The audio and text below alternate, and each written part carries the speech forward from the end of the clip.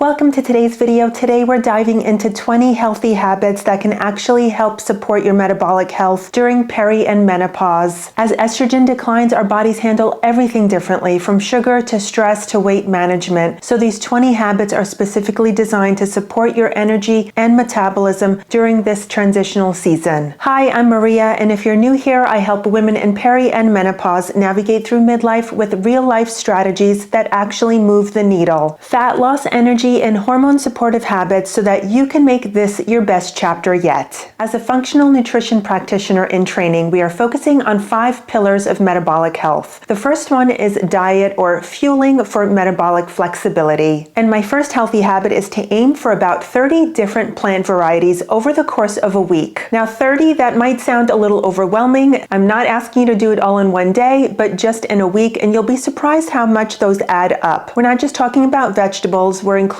fruits, nuts, seeds, legumes, spices, herbs, and even whole grains. Aiming for 30 different plants a week is one of the most powerful things you could do for your gut microbiome. And your gut plays such a huge role in metabolism, more than people realize. As our estrogen declines, our gut diversity also declines, and this affects everything from our blood sugar to inflammation to weight management and to digestion. If you add pumpkin seeds, chia, and flax to your yogurt or oatmeal bowl, there's 3 right there. And the oatmeal itself counts as another one. I like adding cilantro and diced peppers to my scrambled eggs. I'll pair it with a side of sliced avocado, and then I'll smash up some beans to put on the side, and that's 4 more plants right there. It's just a little bit here and a little bit there, but you'll be surprised how quickly they add up over the course of a week. Habit 2 is a little bit of a subcategory of habit 1, but I'm going to keep it on its own here, and that is to prioritize what I like to call phytofuels. This means of those 30 plant varieties that you're aiming for on a weekly basis, to intentionally include ones that have phytoestrogens. This includes organic soy, flax seeds, and legumes. These foods contain phytoestrogens, which is a natural compound that they produce, and it offers a gentle kind of support to your own estrogen levels as they fluctuate in perimenopause and as they decline in menopause. In the past, there's been some controversy on this subject, but I don't think women have to be nervous. These foods are not the enemy, and for many women, I think this could be incredibly supportive in midlife. And beyond that, they're also rich in fiber, minerals, and nutrients that help support heart health, blood sugar, and digestion. And these are all things we have to really focus hard on in our menopause years. So again, you can add a little flaxseed to your oatmeal or your yogurt bowl, have a little steamed edamame for a snack, add some lentils or chickpeas into your soup or salad, and add some tofu into your veggie roast. Habit number 3 is to make cruciferous vegetables part of your weekly routine. Again, this is part of the 30 plant goal for the week, but prioritizing number 2 and number 3 as part of number 1, I think is really going to move the needle. So cruciferous vegetables are your broccoli, cauliflower, kale, Brussels sprouts, arugula. These veggies are actually really helpful for women in midlife because they specifically contain DIM-related compounds. These are compounds that support the body, aka the liver, to properly metabolize and clear out estrogen. And during the menopause transition, our estrogen is fluctuating high and low, so these detox and drainage pathways really need to be supported. And by detox, I don't mean like having a juice cleanse or anything. I just mean that these veggies are supporting the natural ability of the body, something that it already does in the liver and the gut, to clear out toxins, estrogen, any excess hormones. You're just giving the support it needs to help metabolize these things more efficiently. And when this process is supported, you'll see lower inflammation, less bloating, and a metabolism and digestion that feels a little less sluggish. So no juice cleanse needed here, just try roasting some Brussels sprouts once a week. Habit number 4 is actually changing the order in which you eat your food. Now let's look at a healthy, balanced plate of food. One entire half of it is going to be your fibrous veggies, then you're going to have roughly a quarter of protein and a quarter of a small starch. I would love for you to eat those fiber-rich veggies first, followed by the protein and fat, and last on the list is going to be those starchy carbs. Just eating the food in this way is going to do a huge shift in your blood sugar control. Starting with your fiber and protein first actually coats the stomach and creates a bit of a buffer, so that slows down digestion and it slows down the rate of which glucose hits your bloodstream. And that means it reduces the blood sugar spike after a meal. And in midlife, when it comes to these blood sugar spikes, the less it spikes and the less it crashes, the better. This little shift will help you manage your energy, cravings, and stubborn weight gain. So if you're having salmon, green beans, and sweet potato, have those green beans first, enjoy the salmon, and then have that delightful little sweet potato at the end. It sounds like it doesn't really matter because it all hits your stomach and it's all getting swished around, but it actually does make a big difference. Our wellness pillar number 2 is all about optimizing our rest and recovery, and habit number 5 is about creating a sleep environment that will help us optimize a deep sleep. I'm sure I don't have to tell you that our sleep suffers when we're in perimenopause and menopause. Between night sweats and temperature changes, having trouble falling asleep, staying asleep, waking up at 3 a.m., it's definitely a bit of a struggle. So let's create an environment that works for us, not against us. Try to keep your room cool. The ideal temperature is about 65 degrees, but do it as cool as you can handle. I prefer 70 to 72 degrees. My husband complains if I get it any cooler, but keeping the room cool naturally cools your body core temperature, which needs to drop in order to initiate a deep sleep. And this really helps during this menopause transition because our internal temperature is going haywire. So a cool environment can really help stabilize that. Also consider blackout curtains, a sleeping mask, focus on breathable sheets like linen or cotton because, we're sweating up a storm, and a fan to keep the air circulating in the room. That could also help as well. Getting a better, more restful sleep will have a dramatic impact on your hunger hormones, your cravings, your stress hormones, your blood sugar regulation, and your mood overall. Habit number 6 is to try to stop eating about 3 hours before bedtime. This is because I want your body to fully digest your food before going to sleep so that your body can shift into a recovery and repair mode. When you have a snack or eat right before bed, your body is too busy digesting that food when it should be focusing on recovery. Also, for many of us midlife women, we are less insulin sensitive, meaning if we're eating too late at night, we're spiking our blood sugar, which means insulin gets released and lingers around in our bloodstream a little too long. That can disrupt our sleep, creating that 3 a.m. wake-up call. It adds to our belly fat and it leaves us waking up feeling inflamed and less rested. Giving yourself that overnight fasting window increases your metabolic flexibility, supports your blood sugar regulation, and promotes a more restful and restorative sleep. I can attest to this one 100% because I enjoy having a piece of chocolate before bed every single night. I was having it about a half hour before I go to bed, and I noticed once I started shifting that earlier in the evening, right after dinner, instead of waiting until a half hour before bed, my sleep cycle improved greatly. So if your dinner time is falling too close to your sleep time, make a habit to try to inch it down about a half hour every day or every week until you can get it to that 3-hour mark. And if you're craving for a little something before bed, I always enjoy having an herbal tea or a little bit of sparkling water. Habit number 7 is to get 10 to 15 minutes of natural light within 30 minutes of waking. This is one of the most underrated habits you could do for your hormones, your sleep, and your metabolism. Morning light helps anchor your circadian rhythm. That's basically your internal clock, and that helps regulate so much more than just your sleep. It helps regulate cortisol, hunger signals, your melatonin, and also how energized or sluggish you might feel throughout the day. So when that natural light hits your eyes first thing in the morning, you're sending your body a very clear signal. It's daytime, it's time to wake up, it's time to get in sync. And when your system is more in sync, your sleep is going to improve, your cravings will probably improve as well,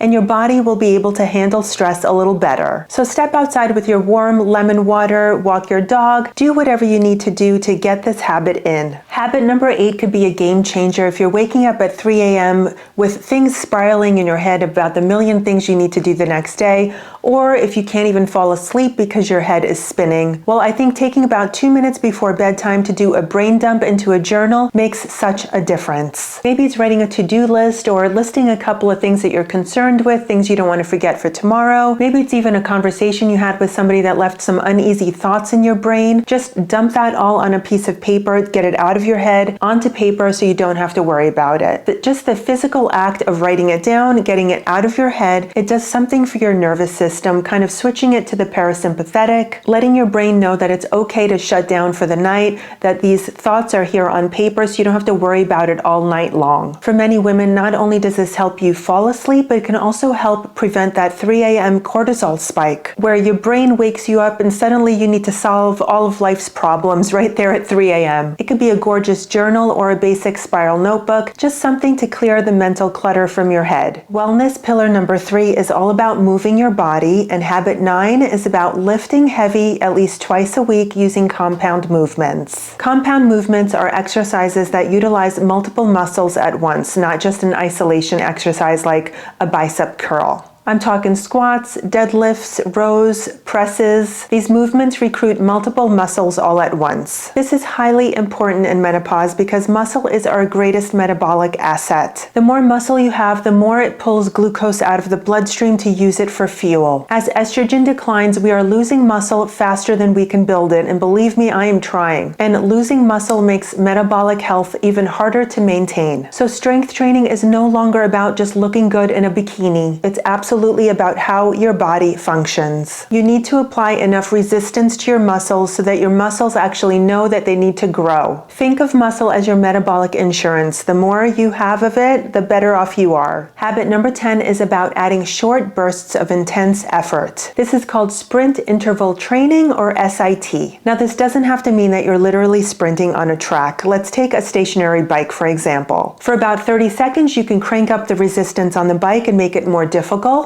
Or you could do the same on an elliptical machine. Or if you're on a treadmill, just crank up the speed or the incline, just something to make it more difficult for about 20 to 30 seconds, enough to get your breath going faster and your heart rate up. And then you can just turn it back down to the regular level, recover, and then repeat that. And then you do that maybe 5 to 10 times, a couple of times a week. Sprint interval training can be incredibly effective for your insulin sensitivity and for teaching your muscles how to use fuel more efficiently. I love this because you don't have to endure a punishing, long, grueling, high-intense cardio workout. I know for women in midlife that could feel very depleting, it's very stressful on the body, and this is a much more strategic and effective way of challenging the body while not overstressing it. Quick pause to ask if you're finding this information valuable. Please subscribe for more weekly strategies that help support women in midlife, and please share this channel with at least one lady in your life who's going through the same thing you are. Let's move on to habit number 11, and that is all about focusing on strengthening your pelvic floor. Your pelvic floor helps support all your internal organs and contributes to your core stability. It's not uncommon for midlife women to suffer with a little bit of bladder incontinence, and strengthening the pelvic floor can do wonders for that. With this area stronger and more functional, it'll make a big difference in how you lift, how you walk, how you exercise, your posture, how you carry yourself, and your confidence to move about the day. Exercises like bird dogs, dead bugs, glute bridges, some intentional types of breathing, even Pilates help tremendously for pelvic floor. I'm going to link to a couple of YouTube channels that I love to watch for pelvic floor exercises. You can do them in the comfort of your own home. The pelvic floor is easily an area of our bodies that we overlook, and we should no longer ignore it. Habit number 12 is about making sure to include active rest days in your week. This can be yoga, Pilates, walking, stretching,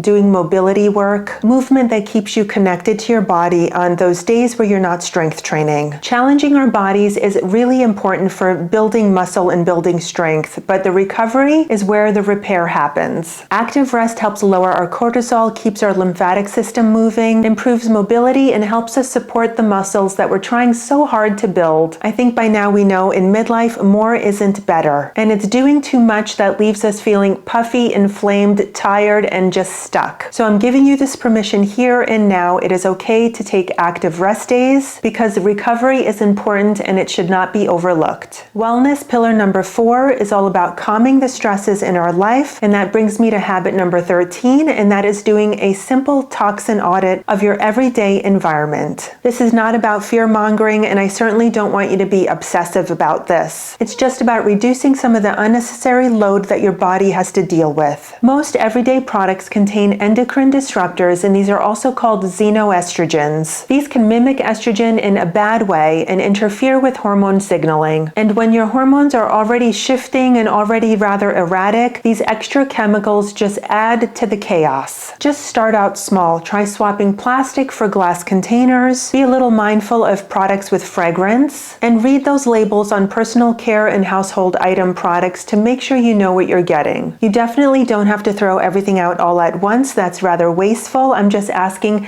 once you finish an item or a product, to then be a little more conscious of the item that you replace it with. Slowly but surely, your environment will evolve into something a little less toxic. That is going to be less burden on your liver because, as you know from my previous video that I have up here that you might have watched before this one, and if you haven't, you should definitely watch it after because it's really important. But I digress. Your liver is the main detoxing organ in your body, and everything that comes in from the inside, outside, everywhere is going through your liver. So the fewer external stressors that you're bringing into your body, the less your liver has to deal with, which means the liver can do more of its other functions more efficiently. Habit number 14 is really helpful if you carry a lot of stress in your body, and that is to practice progressive muscle relaxation. In a nutshell, here's how it works. Lie down in a relaxed state, and starting at your feet, tense up your muscles in your feet for about 5 seconds, and then relax that. And then move up from your feet to your calves and tense those muscles up for another 5 seconds, and then relax. Do this moving all the way up your body. So feet, calves, thighs, glutes, stomach, shoulders, your arms, your jaw, all the way up from toe to head. This is a great way to interrupt that fight or flight state, moving your nervous system from a sympathetic to a parasympathetic. This works because you're physically showing your body the difference between a tense state and a relaxed state. This could really help to de-stress your body because chronic stress keeps cortisol levels elevated, and elevated cortisol is linked to belly fat, insulin resistance, and bad sleep. This is a very simple tool you can do in the comfort of your own home. It might sound silly, but I think it's highly effective in getting your body into that rest mode. And again, I'll link a YouTube video below that can help give you a little more detail on this subject. Habit number 15 is to schedule some non-negotiable me time or you time. This is not leftover time. This is not time at the end of the day if you have time or not have time. This is actual intentional time that you're blocking off for yourself. Even if it's just 15 to 20 minutes a day where you're not working, you're not having to take care of someone, answer a phone call, or multitask, this is time you are slotting just for yourself. This could be reading, sitting out in the sun, having a cup of tea, going for a walk, listening to a podcast, doing a skincare mask or an LED mask, just something that is quiet time for you that feels restorative. One of the biggest hidden stressors for women in midlife is the constant need to output, the constant caretaking, the constant doing, the constant feeling that you need to fill other people's cups, but you need to fill your cup first. And once you give that signal to your nervous system, letting know that it's safe, it's time to soften and relax, it helps get your body out of that hyper alert state and helps put you in a calm, relaxed one. So habit 15, I'm giving you permission to be a little selfish with your time. Give that back to yourself. You deserve it, and it's actually not being selfish at all. Habit number 16 is all about creating a digital sunset, which means turning off all devices about an hour before you go to bed. I know a lot of us think that scrolling on our phones at night could be a method of relaxation, but in actuality, it does quite the opposite. The blue light from your phone,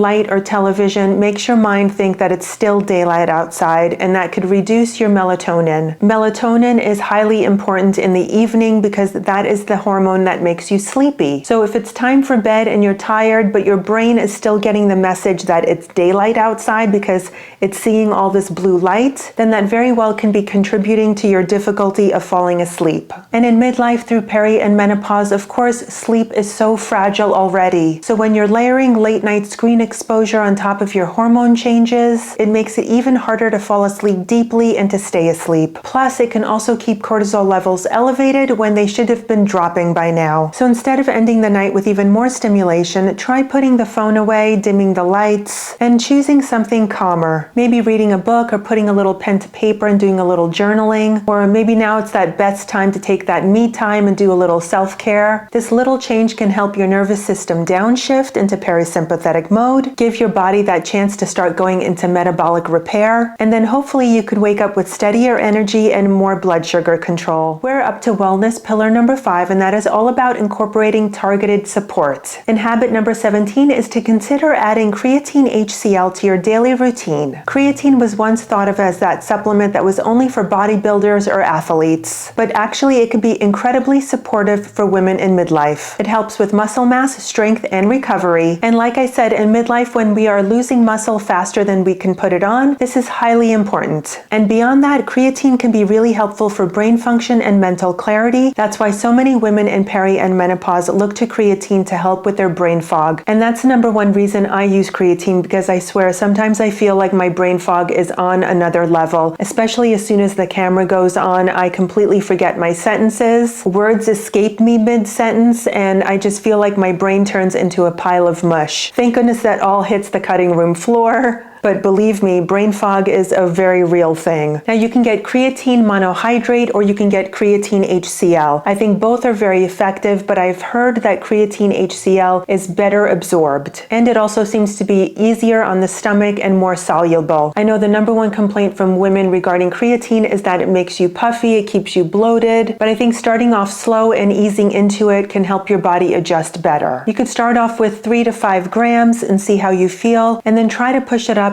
to double, triple that amount. Creatine in higher amounts has been shown to be more effective with the brain health. So if your body can tolerate it, try to ease your way up to that amount. Habit number 18 is to supplement with vitamin D3 and K2. Vitamin D3 is something your body produces naturally from the sun, but with our lifestyles these days, most of us are highly deficient in vitamin D3. And vitamin D3 is highly important for immune health, for mood, bone health, insulin sensitivity, and it's great to combine it with K2 because speaking of bone health, K2 actually helps signal the calcium to go to your bones rather than creating plaque buildup in your arteries. So this pairing is especially important for women in menopause because we need to be paying closer attention to our cardiac health, our bone density, and our metabolic functions. It's best to take your vitamin D in the morning, have it with breakfast, have it with a healthy fat because it is a fat-soluble vitamin, and a little bit of fat in your breakfast will help absorb it better. Habit 19 is to make sure you're getting some high-quality omega-3 fatty acids. Lower estrogen levels contribute to inflammation in the body, and this can show up as joint discomfort, puffiness, metabolic sluggishness, and just feeling like your body is just not working right. Omega-3s can help reduce that inflammation in the body. They support heart health, brain health, and they help with the flexibility of your cell membranes, which can actually make them more responsive to insulin, helping to increase insulin sensitivity. So omega-3s can help more than just your achy joints. It's a full body support. You can get omega-3s from fatty fish or from a high-quality supplement. If you go the supplement route, make sure that it also contains EPA and DHA. These are highly effective in helping to lower triglycerides. Habit number 20 is to explore adaptogens like ashwagandha. Adaptogens are herbs that may help your body handle stress a little more effectively. And for us ladies in midlife, when a stress response hits, it could feel more intense and the recovery could take longer. Ashwagandha is probably one of the most well-known adaptogens because it helps balance cortisol. And it can also improve sleep quality, which are two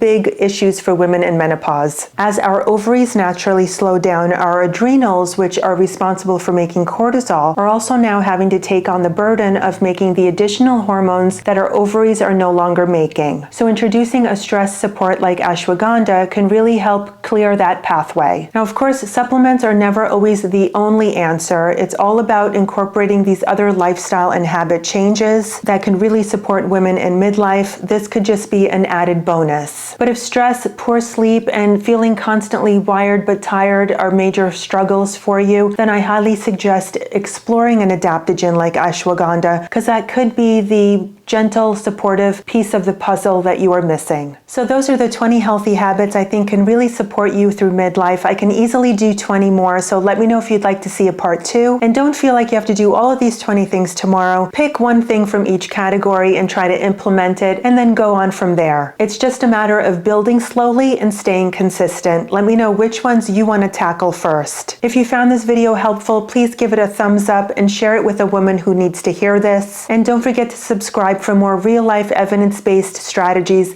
that help support women in midlife. Here is a video YouTube thinks you will enjoy, so click on that now and I'll see you over there. Thanks for watching.